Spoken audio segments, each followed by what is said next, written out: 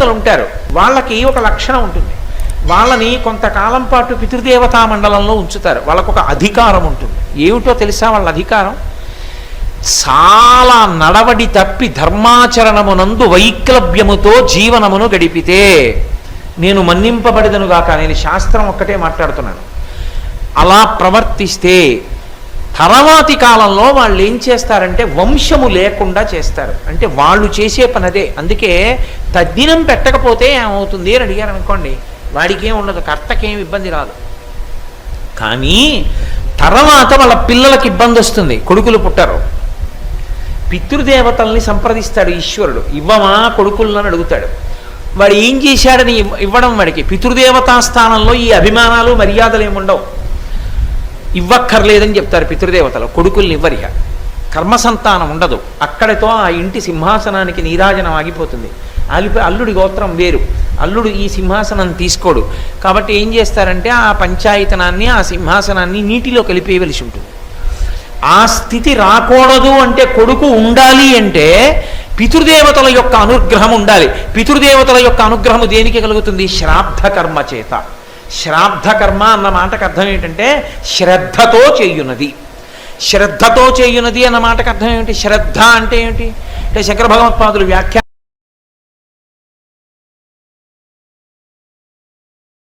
చేశారు శ్రద్ధ అన్న మాటని. శాస్త్రస్య గురువాక్యస్య సత్యబుద్ధ్యావధారణ. శాస్త్రము గురువు గారు ఏం చెప్పారో అది సత్యమన్న బుద్ధితో చేసినది. ఇక్కడ నేను పిండం పెడితే మా నాన్నగారు తింటారా అండి? ఎందుకు పెట్టాలండి అంటే, నువ్వు ఇక్కడ మనీ ఆర్డర్ కట్టావు, పోస్ట్ మ్యాన్ దగ్గరికి వెళ్ళి పోస్ట్ మాస్టర్కి డబ్బు ఇచ్చి మనీ ఆర్డర్ కట్టావు. మా అబ్బాయికి డబ్బు పట్టుకెళ్ళి ఇస్తాడో ఇవ్వడో అని నువ్వు మళ్ళీ బొంబాయి వెళ్ళిపోతున్నావా? నీ కొడుక్కి వాడు పట్టుకెళ్ళి ఇస్తున్నాడో లేదో చూడడానికి.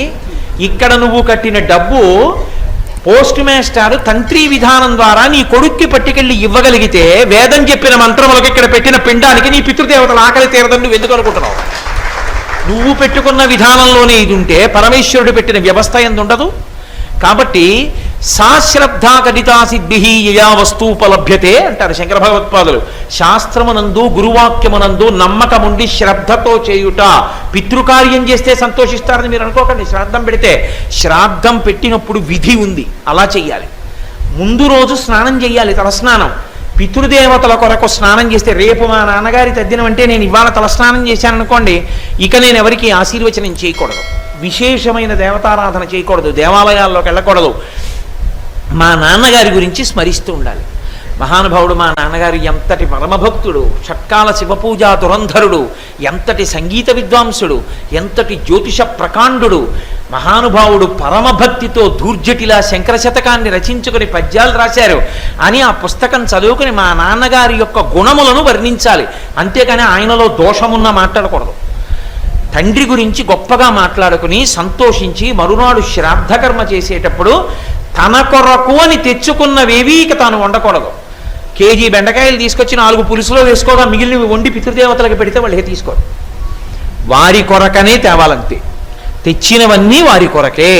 పితృదేవత శ్రాద్ధం కొరకు తెచ్చుకున్నాను అంటారు, తీసుకురావాలి. తీసుకొచ్చి సాధ్యమైనంత వరకు భార్య పచనం చెయ్యాలి. ఇంటి కోడలు కోడలు కోడలు అని తండ్రి పరితపించిపోతాడు. కోడలది కొడుకు కన్నా శక్తివంతమైన స్థానం. ఎందుచేతనంటే ఆ తిథి వచ్చినా కోడలు ఇంట్లోకి రాకుండా అశౌచం ఏదైనా ఉందనుకోండి, రాడు పితృదేవత. నా కోడలు ఇంట్లోకి రాకూడదు, నేను రానంటాడు. ఆమెకి స్నానం అయిన తర్వాత వస్తారు పితృదేవతలు. తద్దినం వాయిదా పడిపోతుంది. ఆమెకి శౌచం వచ్చిన రోజున తద్దినం పెడతారు. అంటే కోడలి స్థానం ఎంత గొప్పదో. అందుకే కోడల్ని తెచ్చుకునేటప్పుడు అత్యంత పరాకుగా చూసుకునేది ఏదంటే ఆ కుటుంబానికి శాస్త్రంలో ఉన్న నమ్మకం. లేకపోతే నశించిపోతావు. రేపు పొద్దున నీకు దీపం కూడా పెట్టదు ఆవిడ. కాబట్టి ఆవిడ దీపం పెట్టాలి. దీపం పెడితే ఈయన శ్రాద్ధకర్మ చేసి ఎంతో భక్తితో వాళ్ళకి వడ్డించి వాళ్ళ తండ్రి గారి గురించి మాట్లాడుకుని పొంగిపోయి, అప్పుడు ఈయన పితృశేషం బ్రాహ్మణులు తినగా మిగిలిన పదార్థాన్ని తిని అగ్నిహోత్రముఖంగా గవ్యము అంటారు, కవ్యం అంటారు, హవ్య కవ్యములు అంటారు. హవ్యం అంటే దేవతలు గడుతుంది, కవ్యం అంటే పితృదేవతలు గడుతుంది. హవ్య కవ్యములను అగ్నిహోత్రుడు తీసుకెడతాడు. ఆ కవ్యమును పితృదేవతలకు ఇస్తే వాళ్ళు పొంగిపోతారు. అమావాస్య తిథి వస్తే పితృదేవతలు మధ్యాహ్నం 12 గంటలకు ఇంటికి వస్తారు, కొడుకింటికి. అందుకే అమావాస్య వస్తే మధ్యాహ్నం ఎవరింటికి వెళ్ళకురా అంటారు. ఎవరింటికి వెళ్ళకురా అని ఎందుకంటారంటే వాడి ఇంటి ముందు పితృదేవతలు నిలబడతారు. అమావాస్య మధ్యాహ్నం 12 గంటలకి పితృదేవతల పేరు చెప్పి జలతర్పణం చెయ్యాలి. కనీసంలో కనీసం అలా చేయకపోతే స్వయం పాకమన్నా ఇవ్వాలి. స్వయం పాకమన్నా ఇవ్వకపోతే 12 గంటలకి లేచి నిలబడి చెప్పులు విప్పి 2 చేతులు 3 మాటలు ఇలా అనాలి.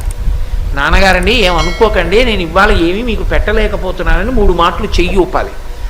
అలా కూడా ఊపకపోతే పితృదేవతలు ఆగ్రహిస్తారు. దుర్మార్గుడు, నేను జన్మనిచ్చాను, అమావాస్య 12 అయింది, అయినా సరే నాకేం చేయడం. నాకు ఒక్కొక్కసారి ఆశ్చర్యంగా ఉంటుంది. నేను చెప్పిన మాటల్ని ఎంత గట్టిగా పట్టుకుంటుంటారంటే కొంతమంది, మా మోహన్ రావు గారు అమావాస్య వస్తే ఏ బ్రాహ్మణ కుటుంబం కన్నా నిష్ఠగా చేస్తారు పితృదేవత. 12 అయ్యే వరకు ఉండి బ్రాహ్మణుల్ని తీసుకొచ్చి స్వయం పాకం ఇచ్చి అప్పుడు భోజనం చేస్తాడు ఆయన.